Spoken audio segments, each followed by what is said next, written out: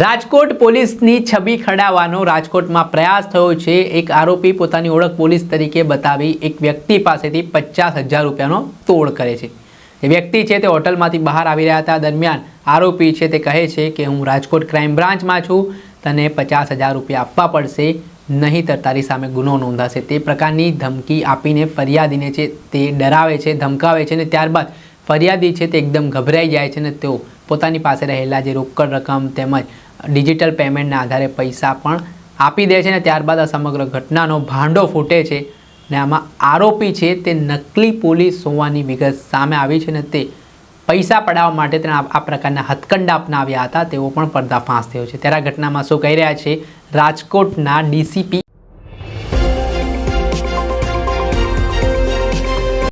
શું તમે અમદાવાદમાં ઘર લેવાનું વિચારી રહ્યા છો, ઘર શોધી રહ્યા છો, તો પછી ચિંતા મૂકી દો। શું કામ ચિંતા કરવાની જરૂરિયાત છે? કેમ કે અમદાવાદના પાલડી વિસ્તાર ખાતે સ્થિત ન્યૂ શારદા મંદિર રોડ પર આનંદ શિવ નામના એપાર્ટમેન્ટમાં એક ફ્લેટ વેચવાનું છે। 3 BHK આ ફ્લેટ છે તેની અંદાજિત કિંમત 85 લાખ રૂપિયાની આસપાસ છે અને તમે એમાં પણ ચિંતા કરવાની જરૂરિયાત નથી, તમને ફૂલ્લી ફર્નિશ આ વસ્તુઓ મળવાની છે। એટલે અને કપડાં અને વાસણો લઈને સીધા તમને અહીંયા રહેવા માટે જવું છે। અને બીજી ખાસિયત હું આ ફ્લેટની બતાવવા માંગીશ કે આનંદ શિવ જે એપાર્ટમેન્ટ છે ત્યાંથી 50 મીટરના અંતરે ભીમનાથ મહાદેવનું મંદિર આવેલું છે।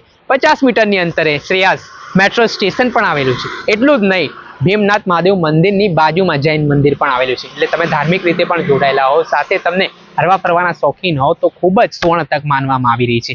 એટલું જ નહીં, આ જે ફ્લેટની ખાસિયત એવી છે કે આમાં તમને 3 BHK ફ્લેટ તો મળશે, સાથે સાથે 60 વાર એક જગ્યા પણ છે તે આપવામાં આવશે। આજે જ આ સ્ક્રીન ઉપર દેખાઈ રહેલા નંબર ઉપર સંપર્ક કરીને વધુ વિગતો મેળવો। નમસ્કાર દર્શક મિત્રો, સ્કાયનેટ મીડિયામાં આપનું સ્વાગત છે। હું છું ફૈઝાન। ગુજરાતમાં અવારનવાર નકલી CMO અધિકારી, નકલી PMO અધિકારી, નકલી NIA અધિકારી, નકલી પોલીસ બનીને તોડ કરતા આરોપીઓ છે તે ઝડપાયા હોવાના કિસ્સાઓ સામે આવી ચૂક્યા છે। ત્યારે રાજકોટમાં રાજકોટ પોલીસની છબી ખરડાવવાનો પ્રયાસ કરનાર આરોપીની એ ડિવિઝન પોલીસે ધરપકડ કરી છે, જેમાં રાજકોટ પોલીસના કર્મચારી તરીકેની ઓળખ આપી 50,000 રૂપિયાનો તોડ આરોપી દ્વારા કરવામાં આવ્યો અને ફરિયાદીને ડરાવવા ધમકાવવામાં આવ્યા। વાત કરવામાં આવે તો એ ડિવિઝન પોલીસ સ્ટેશન હદ વિસ્તારમાં એક હોટલમાં એક ફરિયાદી છે તે પોતાના ગર્લફ્રેન્ડ સાથે ગયા હતા અને તે દરમિયાન તેઓ રાત્રિ સમયે બહાર આવી રહ્યા હતા। ત્યારે આરોપી છે તે ત્યાં પહોંચે છે અને પોતાની ઓળખ રાજકોટ ક્રાઇમ બ્રાન્ચમાં કોન્સ્ટેબલ તરીકે હોય તે પ્રકારનું કહીને ફરિયાદીને ડરાવવાની ધમકાવવાની શરૂઆત કહે છે અને કહે છે કે તમે આ મહિલા સાથે અહીંયા આવ્યા છો, તમારી સામે ગુનો નોંધાશે, ગુનો ના નોંધાવવો હોય તો મને આટલા રૂપિયા આપવા પડશે તેવું કરીને ડરાવે છે, ધમકાવે છે અને આ ઘટનાને લઈને જે ફરિયાદી છે તે એકદમ ગભરાઈ જાય છે અને તેઓ દ્વારા 50,000 રૂપિયા છે તે આરોપીને ડિજિટલ પેમેન્ટ તેમજ રોકડના આધારે આપવામાં આવે છે। પરંતુ આ મામલાના સંદર્ભમાં જ્યારે ફરિયાદી છે તે ડિવિઝન પોલીસ સ્ટેશનમાં આ ઘટનાને લઈને ફરિયાદ કરે છે ત્યારે પોલીસે આ મામલાની ગંભીરતા લઈને ગુનો નોંધીને તપાસ શરૂ કરી ત્યારે આ આરોપીનો ભાંડો પણ ફૂટ્યો હતો। આ ઘટનાના સંદર્ભમાં રાજકોટ ઝોન 2ના ડીસીપી જગદીશ બાંગરવા શું કહી રહ્યા છે તે સાંભળી લો। ગત 30 ડિસેમ્બરના રોજ એક ફરિયાદી ભાઈ પોતાની મહિલા મિત્ર સાથે એ ડિવિઝન વિસ્તારમાં આવેલી એક હોટલમાં રોકાવા માટે ગયા હતા।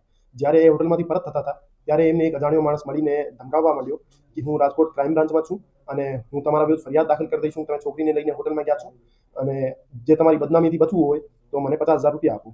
એવી પરિસ્થિતિમાં જે ફરિયાદી હતા એમના દ્વારા એમના પાસે તરત જ જે 12,000 રૂપિયા હતા રોકડ રકમ એમને હેન્ડઓવર કરવામાં આવી દેવી હતી અને ફરીથી પૈસાની માંગણી કરતા ફરિયાદી દ્વારા ATMમાંથી 19,000 રૂપિયા કાઢીને આરોપીને સોંપવામાં આવ્યા હતા। એવી રીતે જે આરોપી હતો, આરોપી દ્વારા ફરિયાદી પાસેથી કુલ 31,000 એક્સટોર્ટ ખંડણી લઈ લેવામાં આવી હતી। એ ડિવિઝન પોલીસ દ્વારા બાબતે તપાસ હાથ ધરીને આરોપી મિહિર કુગસિયાને હસ્તગત કરવામાં આવ્યો છે અને એમના પાસેથી રોકડ રકમની રિકવરી કરવામાં આવી છે। કોઈ ગુનાહિત ઇતિહાસ છે? ના, હજુ સુધી એમના વિરુદ્ધ કોઈ ગુનો દાખલ થયો નથી। અગાઉ પણ એવો એક બનાવ એ ડિવિઝનમાં દાખલ થયેલો છે અને આ સિવાય યુનિવર્સિટી વિસ્તારમાં પણ એક છેડતીનો અને લૂંટનો બનાવ બન્યો હતો જેમાં પણ પોલીસની ઓળખ આપી હતી। મારી આમ જનતાથી અપીલ છે કે જ્યારે પણ કોઈ માણસ તમારા પાસેથી પોલીસની ઓળખ આપી પૈસાની માંગણી કરે ત્યારે એમની આઈડેન્ટિટી ખરેખર વેરીફાઈ કરવાની તમારે રહેશે। એમના પાસેથી આઈડી કાર્ડ માંગો અને કોઈને ખોટી પોલીસની ઓળખ આપીને તમારા સાથે કોઈ ખંડણી માંગનાર માણસની તમને જાણકારી મળે તો આપ ડીસીપી ઝોન 2 ઓફિસ અથવા સીપી સાહેબ અથવા કોઈ પણ હાયર અધિકારી છે એમને મળીને રજૂઆત કરી શકો છો।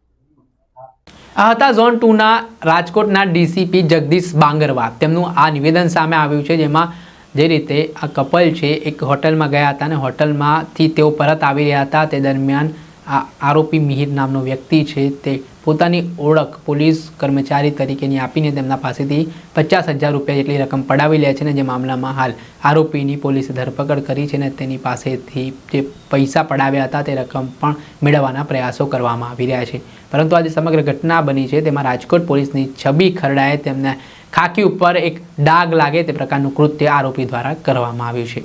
દર્શક મિત્રો, ત્યાર સુધી બસ આટલું. આવા નવા વિડીયો સાથે આપણે માહિતગાર કરતા રહીશું, એટલે સ્કાયનેટ મીડિયાને આપ લાઇક કરી લો, સબસ્ક્રાઇબ કરી લો અને શેર કરવાનું ભૂલતા નહીં.